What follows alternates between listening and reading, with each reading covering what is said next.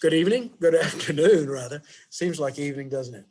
This is our final session of the annual meeting, and we have a subject of resistance and memory, free and enslaved laborers in Mississippi. And our speakers are Lisa Childs. Lisa is working on her MA in history at the University of Arkansas. She has a JD from Loyola University of Chicago, a PhD in genetics from North Carolina State University, and is a patent attorney. Last year, she received the Susie Pryor Award for the best unpublished essay in Arkansas women's history for her article on women homesteaders in those foothills. Our next speaker is Cassie Turnipseed. Dr. Turnipseed is a community outreach specialist and teacher of public and African-American world histories at both Jackson State and Mississippi Valley State Universities. After earning her BA in radio and television from San Francisco State University and an MS in telecommunications and an MBA in international business from Golden State University in San Francisco. Dr. Turnipseed relocated to the Mississippi Delta in 2009 and worked as the inaugural director of community outreach and education for the B.B. King Museum and Delta Interpretive Center in Indianola.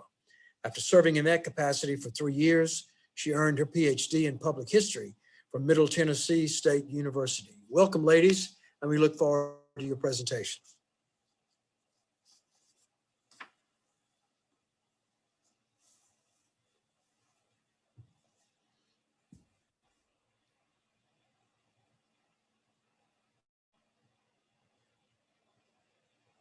In July 1858, the enslaved people on Mrs. James K. Polk's planting estate in Yalobusha County in northern Mississippi had had enough.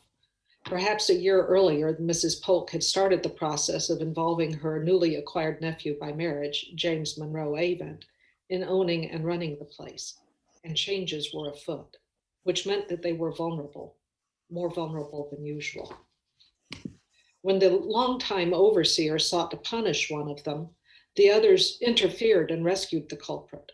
They then barricaded themselves in the gin house. 5 days later, 75 white men ended the standoff. 4 enslaved people went to jail, and 2 were indicted for insurrection and assault and battery. Mrs. Polk and her attorneys pursued various avenues to get them released. Eventually, they were released on bond, pending a new trial. Before the new trial came about, the Civil War intervened. Today, I plan to tell some of their story. The enslaved people in Mrs. Polk's planting estate had a history of challenging decisions, as documented in surviving correspondence with the President and Mrs. Polk and their overseers, and is written about by Dusenberry and Greenberg. The enslaved people traveled to Tennessee to object. They sent word by relatives of the Polks that they were unhappy. They walked off periodically, and in 1858, they stopped work. In February 1857, Sarah Polk's niece, Mary Childress, was getting married. Sarah's husband, President James K. Polk, had died 9 years earlier, and Sarah had been running the businesses he left her, including one in the Yalobusha County.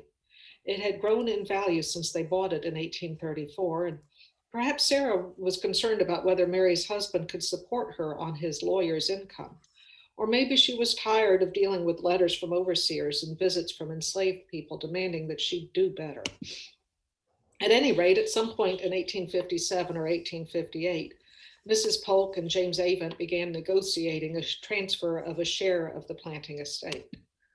The term planting estate included the land and equipment and the 56 enslaved people whose labor was critical to making the land produce cotton, which in turn produced the money that Mrs. Polk and now James Avent could use to support themselves back in Tennessee. Avent was in politics with his Sarah's brother, Mary's father. They were both active in the Democratic Party in Rutherford County, Tennessee, and honestly, at 40, he was closer in age to Mary's father and Sarah than he was to Mary's 23. But he still needed his own 70-year-old father to co-sign loans for him. Avent and Mrs. Polk didn't end up finishing the deal until January 1860, 18 months after the enslaved people on her estate participated in what the press called almost an insurrection. I want to acknowledge here that words matter. This is not the sort of insurrection we saw January 6. Nobody stormed a seat of governmental power. Nobody died. This insurrection came about when these enslaved people tried to protect their own. The only weapons they were accused of using were their work tools, and they sought shelter in the gin house, probably the only building big enough to house the dozen families living on the place, and the building most emblematic of their work as enslaved people, turning their unpaid labor into Mrs. Polk's money. This was a community act by enslaved people pushing back against something they saw as unjust or threatening. And in contrast to many other pushbacks, where the white community lynched Black people based on rumors and speculation, this didn't end in the death of Black people, not even the men charged as ringleaders, Manuel Young and Giles Polk. July 1858 probably opened with a 4th of July celebration, a barbecue and a reading of the Declaration of Independence. Giles Polk's wife, Daphne, knew their daughter was born July 4th, for it was on a day when there was a big barbecue in the neighborhood. Dempsey Pitts, who had been enslaved nearby, remembered that the 4th of July was the day for the big barbecue dinner. No work that day, nothing but feast and merrymaking. July continued unusually wet. A white man remembered decades later how the Tallahatchie River had an overflow which inundated the whole delta and was most destructive. There was scarcely a crop of cotton or corn that escaped its ravages. Hundreds of deer were drowned.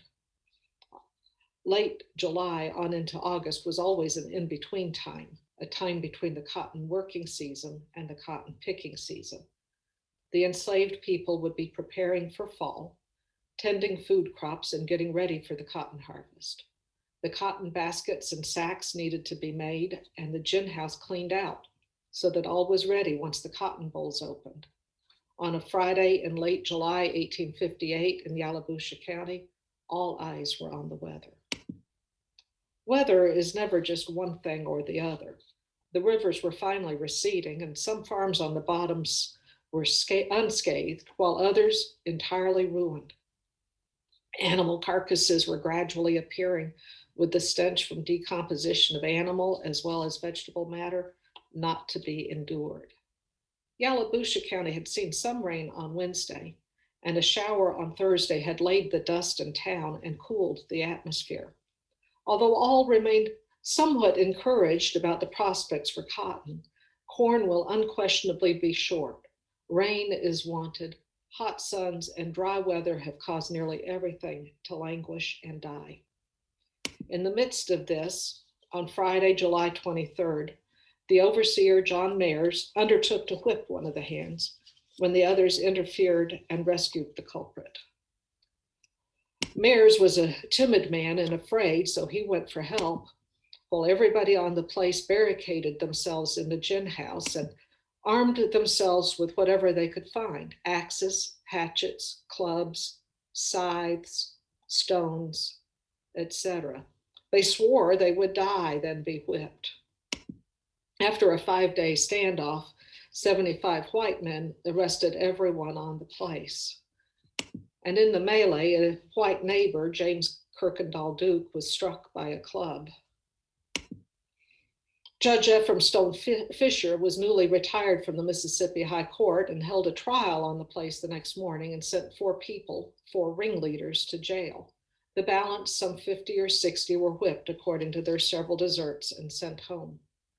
Just 2 of the ringleaders, Giles Polk and Manuel Young, are known for certain, but I believe the other 2 were named Jerry and Joe. Manuel Young was part of a family the Polks had bought from other Polk relatives in 1834. While 4 years earlier, in 1831, Polk had bought Giles. He was then about 13. The Polks bought Giles' future wife, Daphne, in 1839, and Manuel's wife, Jane Russell, in 1846. By 1858, Giles and Manuel were in their late 30s with a good start on their families. Manuel had married Jane Russell 8 or 10 years earlier. They had already buried at least 2 babies, with 3 little ones underfoot and a 4th one on the way. His sisters and brother were living on the place. His brother Alfonso had married Mariah Davis, and they had at least 3 little ones, with the latest baby, Eliza, born in early June. Giles and Daphne had 4 or 5 living children and had buried at least 2. Between Giles's family and Manuel's family, they were related to about a third of the enslaved people on the Polk place and had been working and living with most of the rest for 10 years or more. These ties within the enslaved community may explain both why they were the ringleaders of a group which banded together for 5 days in the gin house, and also why Sarah Polk put up such a robust defense of them and spent so much money to bond them out. If they were convicted of insurrection and executed by the state of Mississippi, the enslaved community would have been devastated. She might have had to sell off the entire community, which by this point was a good bit of her estate. And enslaved people who were part of an insurrection, even if not the ringleaders, would be sold at a discount. The other 2 likely ringleaders, Joe and Jerry, are a little more puzzling. I think they were Joe and Jerry because, like Giles and Manuel, they were removed from the planting estate 2 years later. That leaves the question of who were they? I'm still not positive, but I think they're the same Joe and Jerry in the 1850 inventory of President Polk's estate. Jerry might be Jerry Roseman, who was living with Manuel Young in 1870. If so, he was from South Carolina and a little older than Giles and Manuel. Since Joe was valued the same as Manuel in 1850, he is probably about the same age. All were solidly in adulthood. While the idea of insurrection certainly troubled white people, enslaved people had had no great success in insurrection in the United States for nearly 20 years. Rumors of insurrection had periodically surfaced across the South, and white Southerners had become exceedingly irritable. In 1856, these rumors erupted across the South and resulted in Black men being killed with or without a trial, even though these rumors had no substance. A Northern observer summed it up.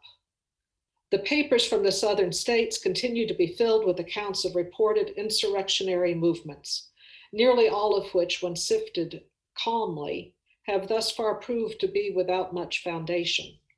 The usual course pursued, wherever such rumors gain credit, is to seize a number of them and either hang them under the excitement of mob law or whip them until a confession is obtained, and this is set down as the whole truth and nothing but the truth. The Natchez Free Trader dismissed insurrection rumors as humbug, poodle doodle stuff, physical, mental, and moral absurdities.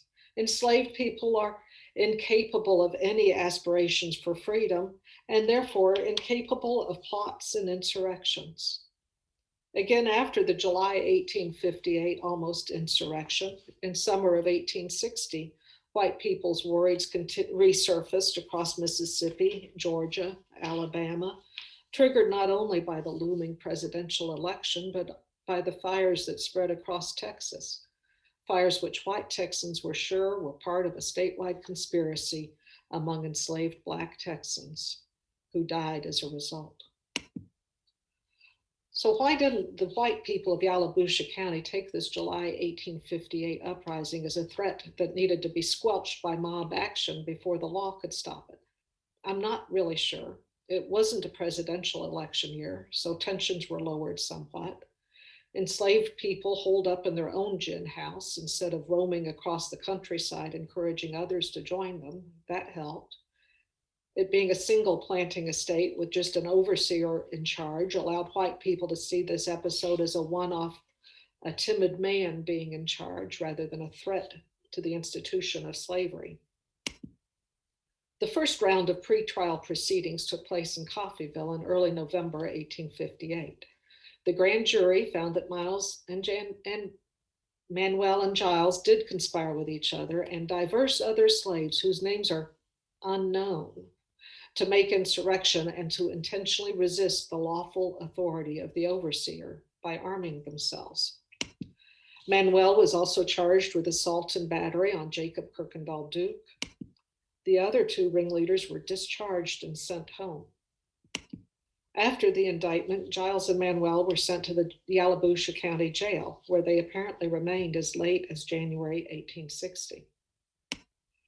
Giles and Manuel's attorney moved to relocate the trial to Charleston, Tallahatchie County's seat, probably arguing that it would be impossible to draw a fair jury in a county where 75 of the jury pool had participated in storming the gin house. The judge granted the motion and moved the trial to Tallahatchie County.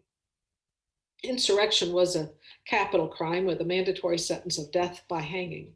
Mississippi law required Giles and Manuel to be tried in the circuit court, represented by counsel, their guilt or innocence determined by a jury, not of their peers, but of white slave-owning men. Sarah Polk hired as their lawyer Judge Fisher, the same man who held the initial trial on the Polk place. Insurrection required proof of an armed assembly having intent to resist or subvert lawful authority. Insurrection had to be more than mere insubordination and more than just running away. Manuel Young's charge of assault and battery was not a capital crime. It was serious, though. His sentence, if convicted, would be any number of lashes on the bare back, not exceeding 100. Their attorney, Fisher, challenged the insurrection charge. He argued that lawful authority meant governmental authority, not the overseer's authority, which is derived from domestic relations. The judge rejected Fisher's argument. Fisher then filed a writ of habeas corpus in December of 1858. Writ of habeas corpus would let a judge consider letting someone out on bail, and the Mississippi High Court had just ruled that bail should be liberally granted, at least for white men. The judge, however, sent Giles and Manuel back to jail, doubtless because the Habeas Corpus Act barred discharge of slaves after commitment or indictment for any felony. Insurrection was a felony. Fisher appealed the denial of his writ of habeas corpus, and the High Court ruled against him in June 1859. In November 1859, 18 months after the almost insurrection, there was yet another jurisdictional move. Senator Taliaferro from Tallahatchie County sponsored a bill in the state legislature to change venue again, back to Yalobusha County. We're now reached January 1860. Giles and Manuel are still in the county jail awaiting trial. Mrs. Polk hasn't got them out on bond. Their wives have quit having babies, and she's ready to finish transferring a share of her estate to the Avets. Somehow, her attorney Fisher makes two things happen.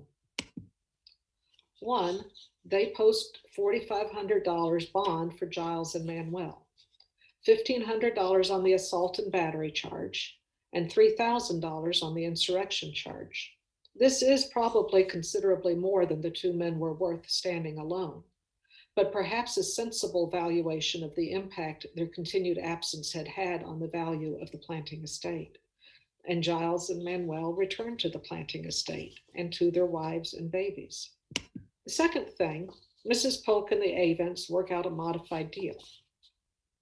The initial deal was for Mrs. Polk to sell an undivided half of the entire planting estate, the land, the buildings, the tools, and the 56 enslaved people. She valued this planting estate at $60,000, so the Avents would pay her $30,000 for their share in two installments, $15,000 when they closed, and another $15,000 plus interest in a year. And James Monroe Avent's 70-year-old daddy would guarantee that second payment. But before they closed, they changed things up. Mrs. Polk removed 6 enslaved people from the deed: Giles and Manuel, Jerry and Joe, and Marina and the child Edmund. This meant she didn't have to warrant that they were of sound mind and body, especially important since Giles and Manuel were still waiting for a trial where they might have been sentenced to death. They agreed that these 6 people were worth $7,500, which Mrs. Polk took out of the $15,000 Avent was to pay her when they closed. And the Avents agreed to move 6 of their enslaved people from Tennessee to Yalobusha County and into the planting estate. The Avents and Mrs. Polk agreed that these 6 people were also worth $7,500, so her half share in them was worth $3,750. The Avents, by transferring their enslaved people to Mississippi, literally made a deposit on the estate, converting enslaved human beings into capital. And just like that, the Avens had made most of their $15,000 down payment on the planting estate, leaving just $37.50 to be paid in some other form. And here the court and newspaper records go silent. Dusenberry assumed that the six were taken to Tennessee or sold, never to be seen again. However, that's not what happened, at least not for Giles and Manuel. In August 1863, 7 months after the Emancipation Proclamation went into effect in Mississippi, they and 8 other enslaved men, Perry, Lewis, Manuel's brother Alfonso, William, Wilson, Anderson, Jason, and Addison, left off hoeing the turnip patch on the Polk place to join the 2nd West Tennessee Infantry Regiment of African descent. In March 1864, 7 months later, Mrs. Polk and her new overseer asked the federal government to pay for taking 10 mules worth $3,000, 2 saddles and bridles worth $40, and 10 of her enslaved men, whom she claimed were worth $20,000 when taken. Some 7 months after the Emancipation Proclamation should have meant all enslaved people in Mississippi were no longer enslaved. Now, Avon wasn't there when they left, but by then he had the charge of it. It would be decades before Giles' widow, Daphne, and Manuel Young sought their military pensions. But that's another story. Thank you.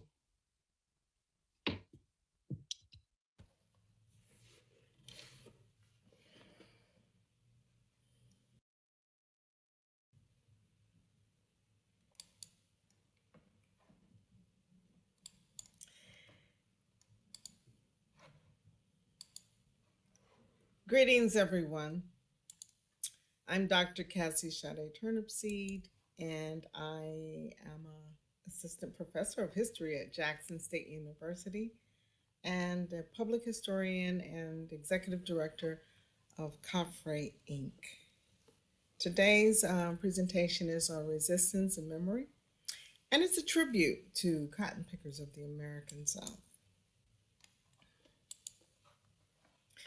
Today's presentation is in dedication to my father, Mr. Theodore Jim Turnipseed Sr., and he is a man who is from Mississippi and who picked cotton and never wanted or expected raw cotton to touch his fingers again.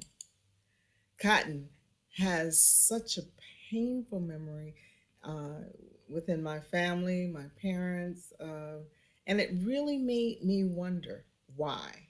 So that soon became my passion, and my interest is to basically discover the reasons why so many African Americans are so traumatized by this beautiful plant called cotton. What I discovered was it is a fact that on slave plantations in the southern region of America, that it was primarily the forced and exploited labor of enslaved cotton pickers that created unimaginable profit for plantation owners and cotton merchants, bankers, insurance brokers, etc. And it was mainly the industrious North who benefited most. And so that common commerce, cotton, united North and South in a way it had never done before. Cotton, the raw cotton, played a dominant role in global exchange markets during the 18th and 19th through the 20th century. The United States constituted nearly 70% of the nation's total exports. Cotton supplied 7/8 of the world's supply, and New York merchants were the middlemen. And as I mentioned before, the greatest benefactors between the cotton in the American South and the cloth making mills of Britain and France. Historically, however, cotton in most parts of Africa was a subsistence crop that grew in the gardens alongside the vegetables and other crops, and it was used for sustaining clothes and shelter, and not necessarily for capitalistic or exploitative ventures that evolved through the transatlantic slavery system and the colonial influence thereof. Cotton, as we can see, supplies many natural resources, and again, cotton and textiles were among them. There's a wonder that so large a supply of cotton could be procured from one source, the United States. And when we reflect this great wealth to European manufacturers and merchants, had also catapulted the United States onto center stage of the world economy, building the most successful agricultural industry which has ever been contemplated or realized. And this was written in 1861 by Thomas Bazley. As a result, in 1781, the world's first steam engine or steam driven textile mill opened in England, and by 1871, 32% of the global cotton was produced out of Lancaster and Manchester, thereby becoming the largest and most productive cotton spinning center in the world. Soon after, Manchester transformed into the world's first industrial city by positioning itself at the epicenter of 280 cotton towns and villages within a 12-mile radius of the Royal Exchange and the cotton world market. Manchester's merchants served or serviced the cotton mills throughout Europe and to consumers throughout the world, particularly through its colonization efforts. Manchester's mills peaked at 108 in 1853, and hence the term Cottonopolis in 1870. Cotton indeed did become England's god. Everybody worshiped this commodity that was making them so much money. Cotton. Cotton is the thread, Ralph Waldo Emerson wrote in 1846. We have patriotism for holidays and summer evenings with music and rockets, but in practical terms, cotton threads hold this union together. And the future was bright. All looked bright for this nation. Its growth and trade was everything hoped for. But for the millions of enslaved people and indentured servants who were forced by American laws and practices to work for free, growing the world's most lucrative commodity, cotton. The cost was tremendous. As the 19th century began, land hungry Americans poured into the backcountry of the coastal South and began moving towards and into what we know as Alabama and Mississippi. Since Native Americans living there appeared to be the main obstacles to westward expansion, white settlers petitioned the federal government to remove them. So, in cooperation with Cherokee chiefs such as John Ross, the Indian Removal Act was signed into law by President Andrew Jackson on May 28, 1830. It was authorizing the president to grant unsettled lands west of the Mississippi in exchange for Indian lands within state borders. A few went peacefully, but many resisted the relocation. And the Indian Removal Act, this is the words of the President Andrew Jackson. He said, "It gives me pleasure to announce to Congress that the benevolent policy of the government steadily pursued for nearly 30 years in relation to the removal of Indians beyond the white settlements is approaching to a happy consummation. Two important tribes have accepted the provision made for their removal at the last session of Congress, and it is believed that their example will induce the remaining tribes also to seek the same obvious advantages." And so many in Congress were complicit and expressed such. So the Trail of Tears is what resulted after the Creek, Cherokee, Chickasaw, and Choctaw people were expelled from their lands in the 1830s. The New York and Mississippi Land Company bought the land and sold it to cotton planters. Cotton. Cotton was the essential reason why the Civil War was fought. Who was to maintain the control of the economic resources of the slave picked cotton?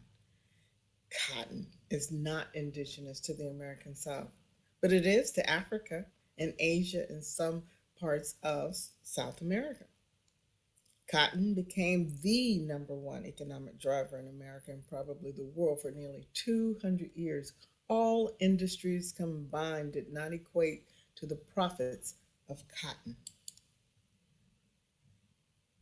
Families, entire families, worked together from kin to kin. Families tended to have more children in order to help out in the fields, and each member had a quota. You're going to meet a young man in a moment who, at the age of 14, had to pick 500 bales of cotton or 500 pounds of cotton, which is equivalent to a bale, every single day, or he would be beaten. Schools were closed during picking seasons. Hence, the education was compromised in many Southern communities, particularly amongst African Americans. Cotton provided the financial footing for Wall Street, the shipping and railroad industries, and the distribution centers in New Orleans and the Carolinas, New York, and all along the eastern shores that encompassed the Gullah Geechee territories. Cotton also enabled trust funds to be generated for several hundred years and still have not been exhausted even today. In regards to the Wall Street legislators, this is what and how the law read. In 1711, it said, "Be it ordained by the mayor, recorder, aldermen, and assistants of the city of New York, convened in the Common Council, and it is hereby ordained by the authority of the same that all Negro and independent slaves that are let out to hire within the city do take up their standing in order to be hired at the market house, at the Wall Street slip, until such time as they are hired, whereby all persons may know where to hire slaves, as their occasion shall require, and also masters discover when their slaves are so hired, and all the inhabitants of this city are to take notice hereof accordingly. So it commenced with the auctions and Negro sales throughout New York and other cities as well. But the resistance was always there. There were consistent new strategies being implemented by abolitionists, anti-slavery activists, and enslaved Africans throughout American history. Their motto was publicize, organize, and uplift, thereby exposing legions of people to the wrongs of slavery, Jim Crow, and Black Code laws, and the prejudice and the pure hatred that accompanied them. There were approximately one out of 10 slave ships that experienced insurrections and resistance. Of course, you know Harriet Tubman, also known as Moses, because the average enslaved African did not take slavery lying down. They resisted in every way that they could. Harriet led hundreds to freedom. She said, if you hear the dogs, keep going. If you see the torches in the woods, keep going. If there's a shouting after you, keep going. Don't ever stop.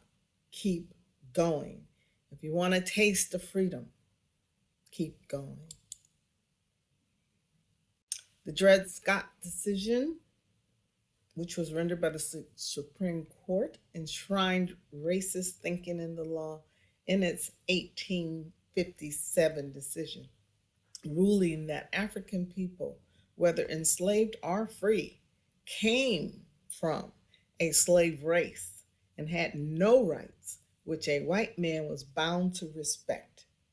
Now, this belief became the root of the epidemic or endemic racism that we still see in this country today. However, African soldiers fought in every single war this country faced. Despite living under harsh, inhumane conditions, we fought and died in every war. We've marched in every war.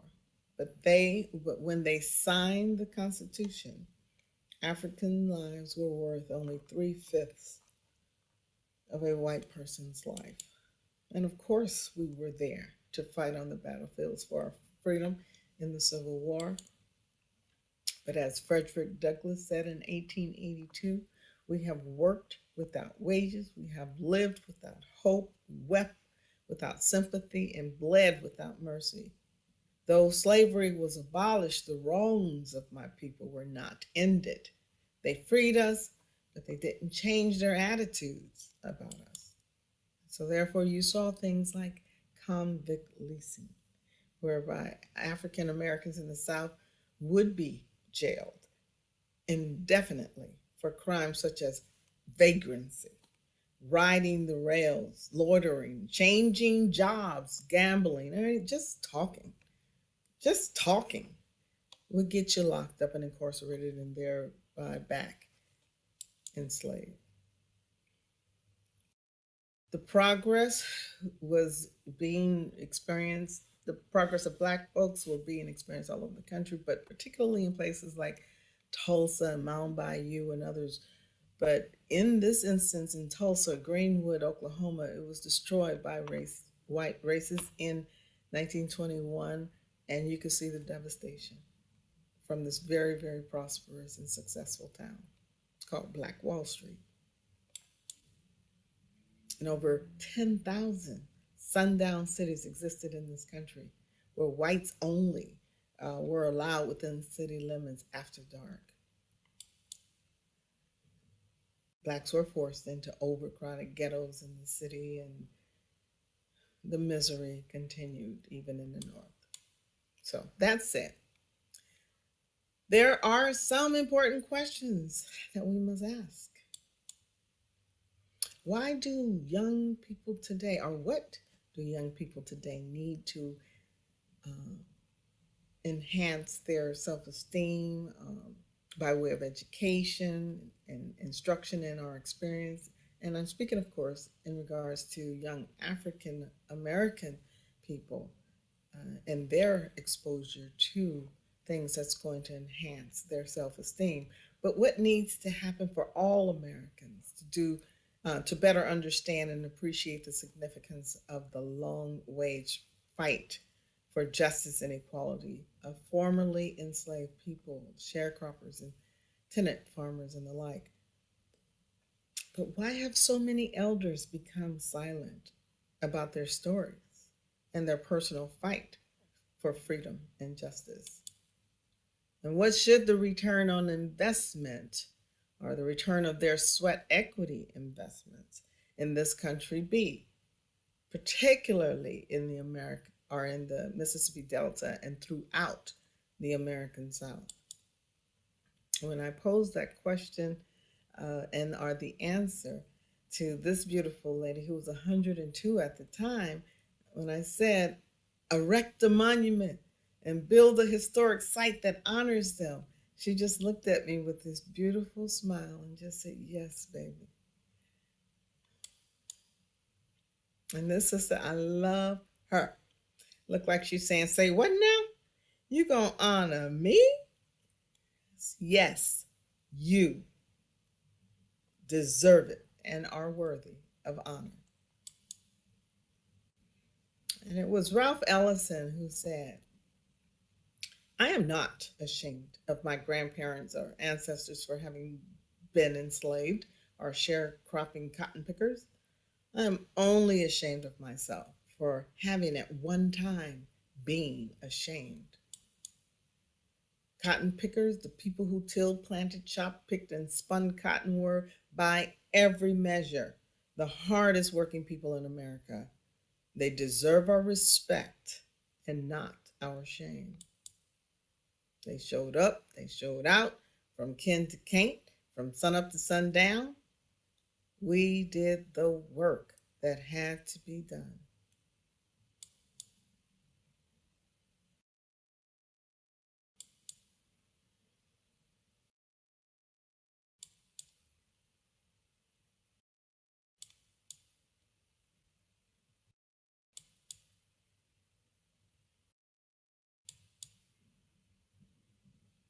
Cotton remains one of the most important exports worldwide, thereby giving a significance and substance to the argument that we must build a monument and commemorative site that respects the historic contributions of our ancestors globally. It is time to honor them. As Fannie Lou Hamer said, I'm just sick and tired of being sick and tired. So we worked as a community through Mississippi Valley State University and its students to develop a historic marker where there was none, where Fannie Lou took her historic stance for the voting rights of all Americans. And it's there today. We unveiled it on October the 16th, 2020 for it was on and in commemoration of her birthday where she turned 103 years old. So I ask that you please do go by Sunflower County Courthouse and check out our sign. This was the first in tribute to the cotton pickers of America. And it's one in the beginning of the series that we will do in the process of developing the National Cotton Pickers Memorial Site in the Delta. There in the middle, there will be a 30-foot high statue in tribute to Grandmama Nim. And so to say thank you for picking all that doggone cotton. And I really envision this woman right here as me walking through those beautiful pearly gates to cotton pickers. And this is the site where we will tell that story of the African technology and knowing that came with the skills and the seeds from Africa. And then as enslavement ensued, these are bronze sculptures of cotton pickers, and from time to time we'll have reenactors there coming alive and telling their stories. And then we will also have interpretive artifacts that tell the story of the gin and the processing and how overseers sat on their high horse and oversaw the process. And then here in sharecropping, we went from a system of enslavement here to a system of um, new enslavement. So it was a system of no pay to one of very low pay, and to where we are today with all the progress and accomplishments of former cotton pickers. And so here in the center is the 30-foot high monument. The Sharecroppers Interpretive Center and Gift Shop will be there on location, and all of the bricks will have engraved in them the names of people that we know were cotton pickers.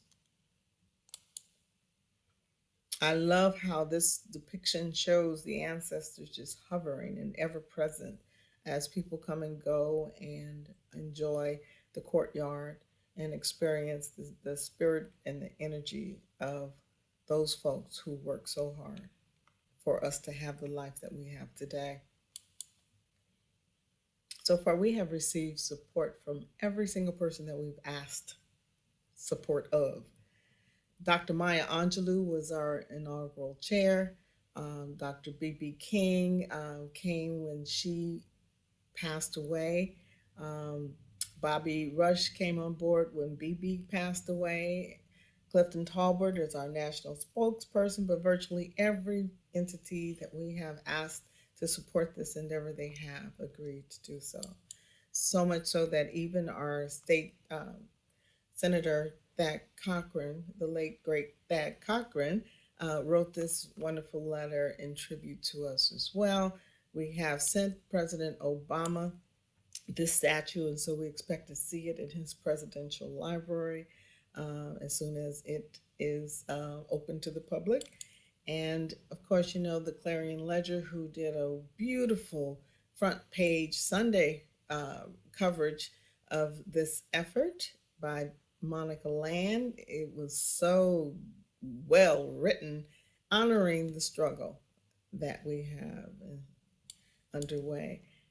And this is a continuation of that story. It was great. So currently, we are still looking for artifacts and photos and stories and quilts, contemporary oral history. So if you know anyone who has ever picked cotton, we're looking for those stories. We want to make them into plays and manuscripts and books. And of course, we're looking for financial support. This whole project will cost us $26 million. And I'm sure there's someone listening to this presentation today who can just simply write that check and send it on. We'll be so happy.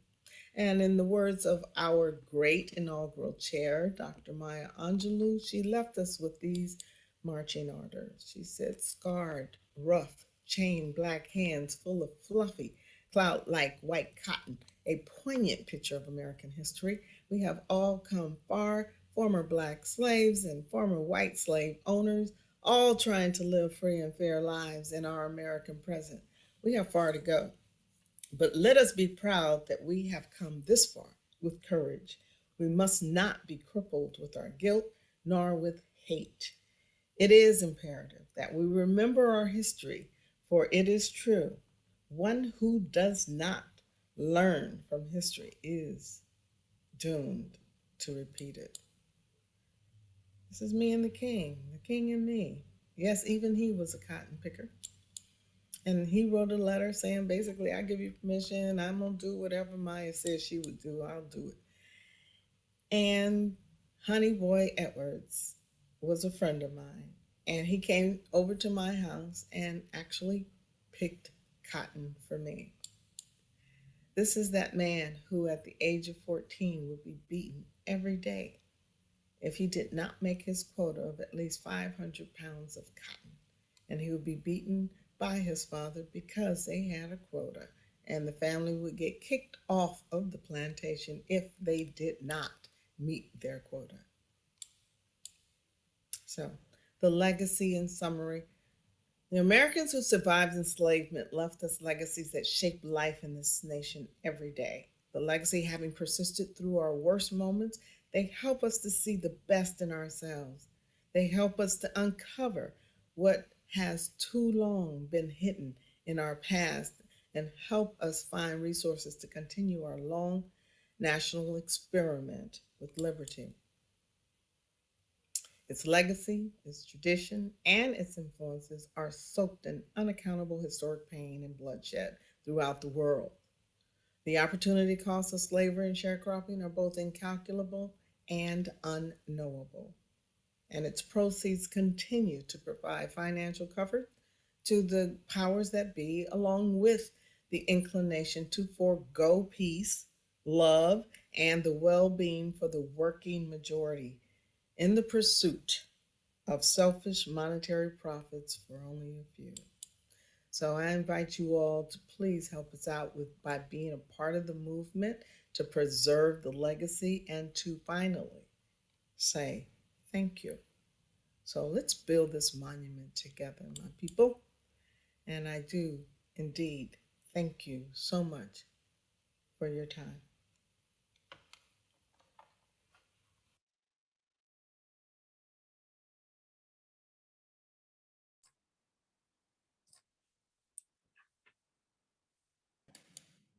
Thank you, both of you, for that.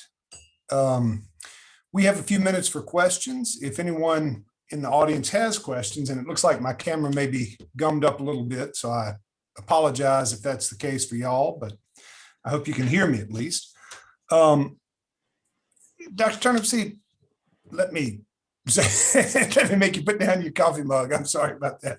And ask, can you talk to us a little bit about the support that you've gotten for the project, but also some of the resistance, some of the reluctance from some Black families to revisit and sort of subject themselves to that era again? Yeah, the support. Well, we haven't officially began to ask for any real financial support other than the purchasing of the miniature monument that Ed Dwight has constructed or created for this campaign.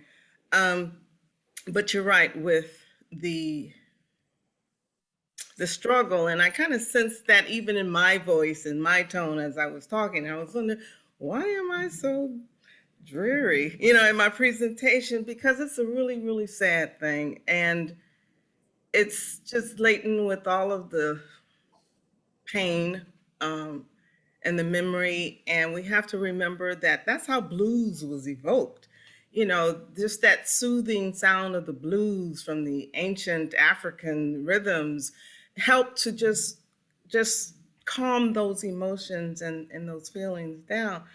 And I get major resistance. And I'll just tell you real quickly what my father said and how he responded, he and my mom, who are from Mississippi and who did pick cotton. And when I first went home to San Francisco and brought them a bowl of cotton and placed it in my father's hands, he had lost his eyesight at that point and didn't see it coming. And so he was trying to figure it out. And then he's like, "What is this?" And it was like, I put it in his hand like that. And then he was like, "What is that?" He said, "Is this a handkerchief? You brought me a handkerchief from Mississippi?" I said, "No, Daddy, that's cotton." Ah! He screamed. He looked in my direction. He cursed at me. And my father doesn't curse, and especially at me. And then so I was like, my mother was over there shaking her head saying, "That child just don't understand." And I was like, "Understand what? And why is it that y'all never told us anything about cotton? Why is it that you don't?" The pain was real. And so that's how I actually found my passion with cotton, is just trying to figure out what the hell happened to people who picked cotton. What was that experience like? And to finally give respect and dignity and honor by simply saying thank you and building some sort of a monument or facility that pays tribute to all that labor. So yeah, the pain is real. That's all. Well, yeah, and along those lines, could you tell us a little bit about some of the conversations that have gone on about whether to include plantings of cotton in the memorial? And you mean the historic site that we have plans for? Yes. Yeah, it does have a presence, Right. and it does have an open field. Again, once I present like this information pretty much in a scholarly, if you will, or a respectful way that shows the fact that cotton was the number one, commodity for nearly 200 years. It's the reason Wall Street is the reason for this and that and the other, and how valuable that contribution to this economy, how important it is. People start to have a different perspective, on their contributions. But again, I think the pain and the resistance comes from the fact that they were never paid, they were never acknowledged, and never officially thanked. And it was John Jarvis at the National Park Services who said, "Yeah, it's time. It's time that we do something in this regard for cotton, because nothing has been done." So, so I just have to push through the pain. And I feel it myself, even though I'm an honorary cotton picker. I went out there with my gloves and some scissors and acted like I was picking cotton, and they kicked me out. They kicked me out of the yard saying, "Get out of here with that." But the thing is we have to find a way. Yeah. We have to find a way to honor that contribution. Dr. Charles, let me ask you, and you may have mentioned this and I may have just missed it at the beginning, but do we know what the incident was that spurred the overseer to want to take action? Oh, no, I wish we did, Yeah. but no, we don't know.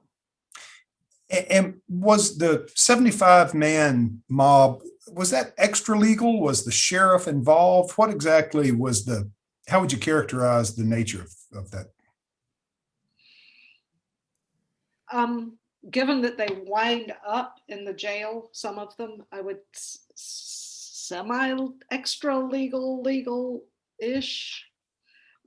So no, I don't know if the sheriff was involved.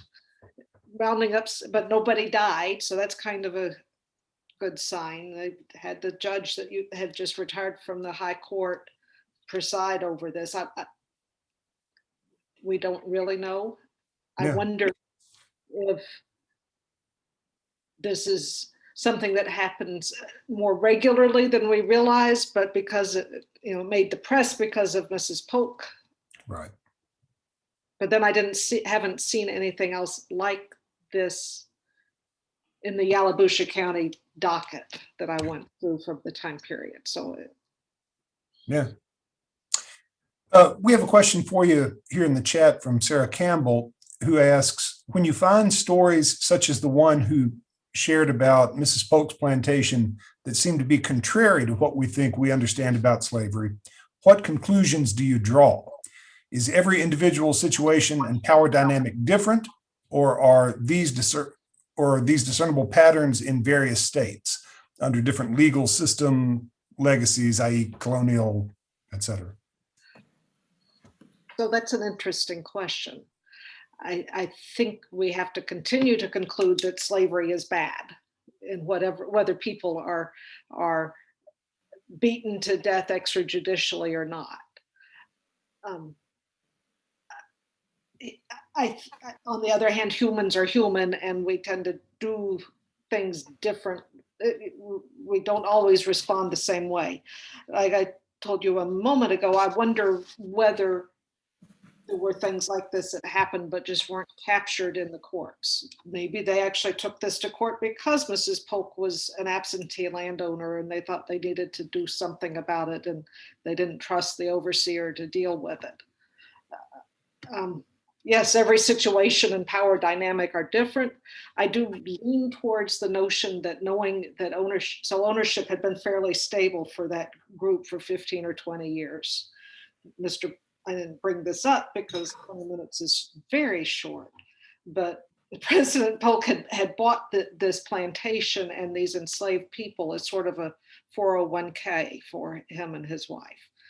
This was going to be what they were going to live off of. And then he died right after he got out of, after he finished his one term. So she hadn't really bought in more people.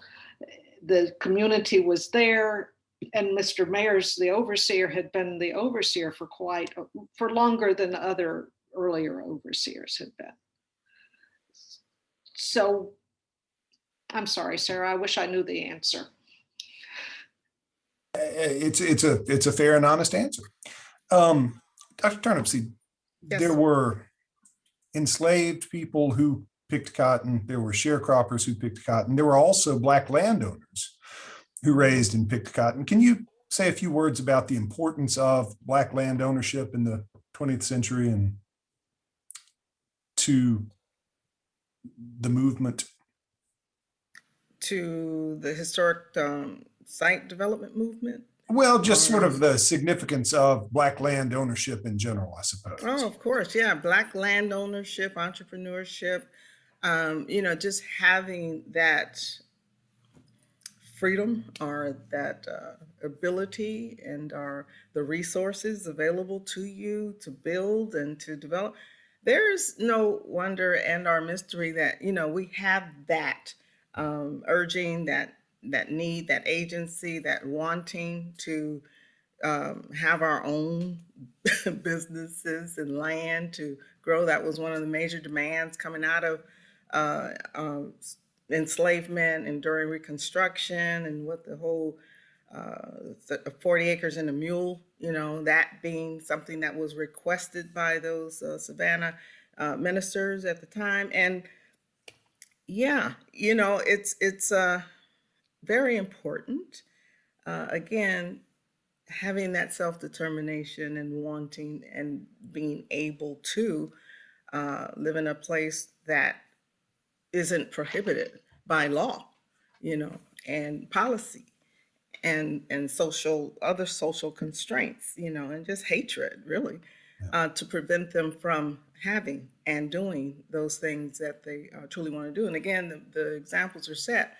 And all of the historically Black towns, you know, the preference is to just be in a place where they feel safe and where they're not harassed and stepped upon and burned out and bombed and all the other things that have happened over the years. So, you know, I can speak forever about how important that is, of course, you know, Yeah. to all of us.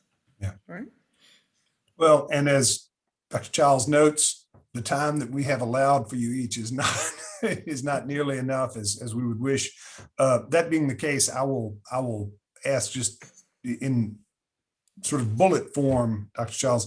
You mentioned the application for military pensions. Do you have some information that you're you know, about the military actions of the two while they were in the USCT? I sure do. The 10 of them enlisted. In fact, we have a descendant of Manuel has just joined us, which is pretty cool too. Yeah. They joined one of the Western Tennessee regiments that became the 51st USCT, I believe, and went off. Giles died before he came back. Manuel did not. Most of the men came back, and the Giles and Manuel's civil pension applications have been digitized by Fold 3, which is how I came across this story. I was looking, actually, I have a white relative named Avent, and I was up here in Arkansas. I was trying to find him, and I was familiar with what Civil War pension files look like, and the ones that I was familiar with never started off with, I was formerly owned by President James K. Polk. And so this is a super interesting story. Giles's widow is a favorite of mine because after he dies, I mean, like 20 years later, she has to file for a pension application. Comes to find out that there's sort of I like to think that this was a fraud being committed on Giles after he died. It might have been that he took up with a woman in Memphis. At any rate, he died. This woman in Memphis filed for a pension and obtained it in like 1865, 66. 20 years later, Daphne has lined up legal help. I think lawyers were working up the pension obtaining system. And she's trying to get a pension, and they're like, oh no, somebody else has already claimed on Giles. And she had to stick it out, prove that they were married, and all of the thing, you know, gets some money for some of her children, and then but she's like, my daughter Belle, she's been kicked out of the church for too much dancing. And so there's just the fact that they've sent in people to take the depositions of these formerly enslaved people gives you a really interesting window into, but nobody mentions that they spent 2 years in jail. Yeah. Yeah. But you can see from the birth gap, Right. besides the records, that it's true. They weren't just wandering around. Well, it's a fascinating story. We're glad we've gotten to hear as much of it today as we could. Dr. Turnipseed, always great to hear from you. Thank you so much for Always this, good. both of you. Can I do a quick- Can I do Sure. A quick shout out to Deirdre Payne, who I've known for almost all my life, it seems, and I see her in the chat. And I just want to say hi, Deirdre. Okay. Deirdre lays it down. All right. Thank you both. Marshall Bennett, thank you for your service this year. And I'm going to turn this back over to you for your remarks. Well, that is good. Thank you very much. Thank you, ladies, for your presentation. We appreciate all the work you put on this project. Stay tuned with us because we are going to conclude with a ceremony. For me, this has been an unusual year to be president of the Mississippi Historical Society. We've witnessed the lows of a pandemic and the highs of a new state flag. Therefore, it is now my honor to pass the gavel to our incoming president, Millsaps Professor Stephanie Roth. Stephanie just sent us a message and said she had to leave the meeting for a family emergency and that she would catch up with us next week, very soon. So Stephanie, we wish you well on your year as president. and with no problems like we've had this year. And I am proud to pass this gavel, even though it may be remotely, to you, and wish you the best of luck next year on your presidency. Speaking of next year, our next meeting will be March the 3rd and 4th of 2022 in Hattiesburg, Mississippi. And guess what? We're planning on it to be in person, not remotely. So we hope to see you all there next year, and we'll get this to Stephanie and make the ceremony official. Thank you very much.